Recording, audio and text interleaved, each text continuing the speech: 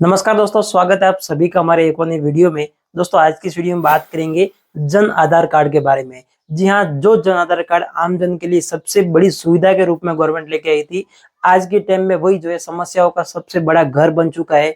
और इसी जन आधार कार्ड की वजह से आम जन को जो है बहुत ज्यादा समस्या हो रही है। यहाँ तक कि ई मित्र कियोस्क भी परेशान है और आम जन जो है अपना काम टाइम पे नहीं करवा पा रहे। बहुत सारे स्टूडेंट जो अपने स्कॉलरशिप के फॉर्म नहीं भरवा पा रहे, बहुत सारे ऐसे वृद्ध जन जो पेंशन का फॉर्म नहीं भरवा पा रहे।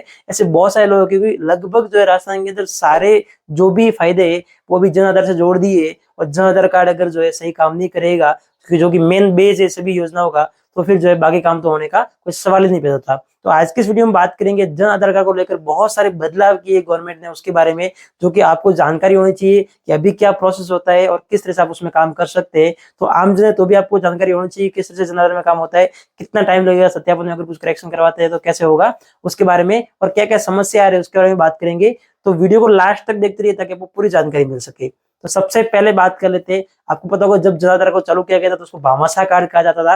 और भामाशाह कार्ड को बाद में फिर जो गवर्नमेंट ने चेंज कर दिया, जन आधार कार्ड के अंदर बदलाव कुछ भी नहीं किया, खाली नाम चेंज किया, बाकी सब कुछ वो का वो था। सिस्टम पूरा अंदर का वही था, जो कि पूरा खोखला था। पहले भी बहुत सारी समस्या आ रही थी पोर्टल के अंदर, और उसके बाद में धीरे धीरे जो बदलाव होते गए, और उसमें सबसे बड़ी समस्या जो देखी गई वो थी ई केवाईसी। जी हाँ, जन आधार कार्ड की ई केवाईसी कंपलसरी कर दी गई थी। अगर ई केवाईसी की हुई नहीं है तो जन आधार कार्ड आपके लिए किसी भी काम का नहीं है, यानी कि आप किसी भी योजना का फायदा नहीं ले सकते। भले आपने जो है बाकी सदस्यों का सभी का करवा दिया हो सत्यापन, लेकिन एक भी सदस्य अगर जो है पेंडिंग है, जिसकी ई केवाईसी नहीं करवाई है, उसने फिंगर नहीं लगवाया हो, तो जन आधार कार्ड आपका कोई काम का नहीं है, रद्दी बन जाता है। तो इसी वजह से बहुत सारे ऐसे लोग जिनका जन आधार कार्ड जो है वो अभी प्रॉपर काम नहीं कर रहा है, वो जन आधार कार्ड को यूज नहीं कर पा रहे जहाँ पे उनको जरूरत होती है। इसके अलावा पहले क्या होता था कि खाली अपन जो है एनरोलमेंट एडिटिंग में जाके सारा काम कर लेते थे, अपना जन आधार कार्ड का पूरी एडिटिंग उसी के अंदर हो जाती थी, अलग से कुछ भी करने की जरूरत नहीं पड़ती थी। लेकिन अभी क्या हो रहा है कि जन आधार कार्ड को एडिटिंग करने के लिए सारे ऑप्शन जो अलग अलग कर दिए, यानी कि अकाउंट ऐड करने के लिए अलग ऑप्शन है, इनकम के लिए अलग ऑप्शन है, मेंबर ऐड करने के लिए, एडिट करने के लिए, मतलब फैमिली स्प्लिट के लिए सारे ऑप्शन अलग अलग दे दिए। जिसकी वजह से क्या हो रहा है कि उनका प्रोसेस भी बदल चुका है बैक एंड में काम करने का। जैसे मान लीजिए आपको अगर इनकम अपडेट करनी है जन आधार कार्ड के अंदर, तो उसका अलग से ऑप्शन है, और उसमें आप जो है इनकम के लिए इनकम सर्टिफिकेट आपको अपलोड करना पड़ेगा, जो कि 4-5 पेज का आता है, जो नोटरी किया हुआ वो वाला, उसके बिना करते ही नहीं है। और उसका पहला जो सत्यापन होता है, सत्यापन का प्रोसेस भी चेंज हो चुका है। पहले क्या होता था कि आपने इनकम अपडेट की तो वो क्या है अप्रूव हो जाती थी, और उसमें एक ऑप्शन था डिम सत्यापन का, जो कि ऑटोमेटिक अगर कोई अधिकारी उसको चेक नहीं भी करता था तो ऑटोमेटिक 7 दिन के अंदर ऑटो अप्रूव हो जाती थी, और लेवल जो है वो पूरे हो जाते थे, और कुछ समय के बाद में आपका जो है जन आधार प्रॉपर अपडेट हो जाता था। लेकिन अभी क्या किया, वो ऑटो डिम सत्यापन जो उसको बंद कर दिया है। और अभी पहला लेवल जो है हमारा होता है पंचायत, ग्राम पंचायत है, वहां से होता है, जो अपने वीडियो होते हैं वो करते हैं, जो ग्राम सेवक कहते हैं उनको, कई जगह पे ग्राम सचिव कहते हैं। तो वो जो उसको सत्यापित करते हैं पहले लेवल पे। और समस्या ये आती है कि वो देखते ही नहीं आईडी को। बहुत बार ऐसा देखा गया कि हमने अपलोड कर दिया, डॉक्यूमेंट प्रोसेस कर दिया, लेकिन पहले लेवल पे वो पेंडिंग चल रहा है। जब तक आप उनको बताओगे नहीं तब तक वो चेक ही नहीं करते।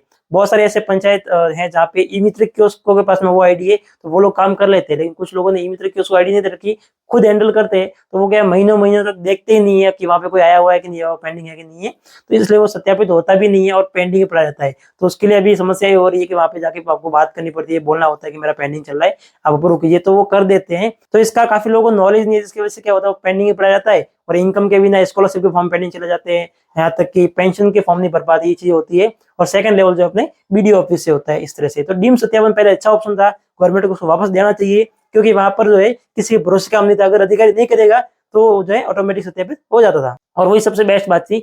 और मैं तो कहता हूँ कि अगर जो अधिकारी टाइम पे सत्यापित ना करे तो डीम सत्यापन होना चाहिए, और उस अधिकारी को पेनल्टी भी लगानी चाहिए कि आपने नहीं किया, आपकी वजह से ये डीम सत्यापन ऑटोमेटिक हुआ है, जिसकी वजह से अगर गलत फायदा भी कोई पर्सन लेता है तो उसकी जिम्मेदारी उस पर्सन की होगी। तो ये चीज होनी चाहिए ताकि अधिकारियों के अंदर जो है एक अवेयरनेस फैलेगी और वो टाइम पे काम करेंगे, जिससे आमजन परेशान ना हो। बात करते हैं आगे ऐड मेंबर की। ऐड मेंबर के अंदर मान लीजिए आपने किसी बच्चे का नाम जो है आपने ऐड किया, तो उसमें जो है आपने वेरीफाई करके डिटेल भर के सबमिट कर दिया, तो सबमिट तो हो जाता है। लेकिन उसके बाद में डॉक्यूमेंट अपलोड करने के लिए अलग से आपको जाना पड़ता है। डॉक्यूमेंट अपलोड वाले ऑप्शन है, वहां जाके फिर उसका जो बर्थ सर्टिफिकेट है या फिर संबंधित डॉक्यूमेंट है वो अपलोड करना पड़ता है, तभी वो प्रोसेस कंप्लीट होता है। तो बहुत सारे ई मित्र कियोस्क क्या कर लेते हैं, एड मेंबर में जाके वो प्रोसेस कर लेते हैं, खाली डिटेल डाली और सबमिट कर दिया, लेकिन डॉक्यूमेंट अपलोड नहीं करते, जिसकी वजह से पेंडिंग ही रहता है। फिर हम लोग सोचते हैं कि नाम ऐड करवाया था, हुआ नहीं, आगे से प्रॉब्लम है क्या नहीं है।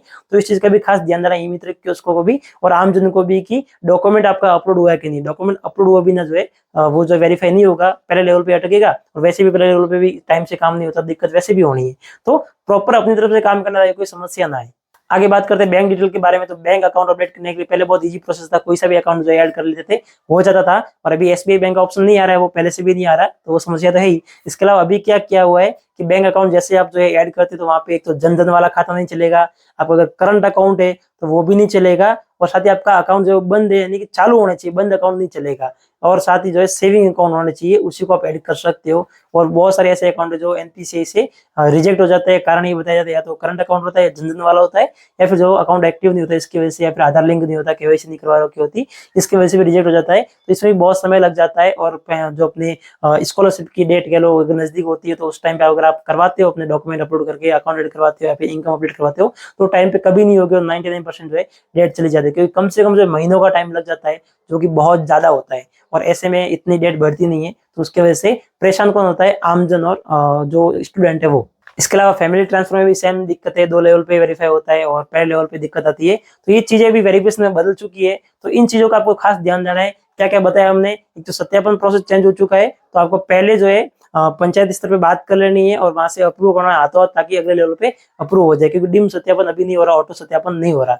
इसके अलावा दूसरी चीज यहाँ पर जो है इनकम या फिर किसी मेंबर को ऐड करते तो अलग से डॉक्यूमेंट आपको ऐड मेंबर में जाके अपडेट कर देना है, ताकि आपको किसी वजह से कोई समस्या नहीं होगी। डॉक्यूमेंट अपलोड करना भी कंपलसरी हो गया है। और ई केवाईसी किसी भी मेंबर की पेंडिंग है तो उसकी करवानी है, उसके बिना आप जो है किसी भी तरह का जन आधार का फायदा नहीं ले सकते। सो बस दोस्तों, आज के वीडियो में ये कुछ जानकारी थी। उम्मीद करूंगा वीडियो के माध्यम से कुछ नई जानकारी मिली होगी, कुछ ना कुछ वैल्यू मिली होगी। अगर वीडियो पसंद आई हो तो लाइक कर दीजिए, और अगर आपने अभी तक इस चैनल को सब्सक्राइब नहीं किया तो चैनल को सब्सक्राइब करके बेल आइकन प्रेस कर दीजिए, क्योंकि यहाँ पे हम लोग टॉपिक से हटके एक जेन्युइन नॉलेज आपके लिए लेके आते हैं, जो कि आप रिलेट कर पाते हैं। सो बस दोस्तों, आज के वीडियो में इतना ही। हम मिलेंगे नेक्स्ट वीडियो में किसी और जानकारी के साथ में, किसी और नई अपडेट के साथ में। तब तक के लिए जय हिंद, जय भारत।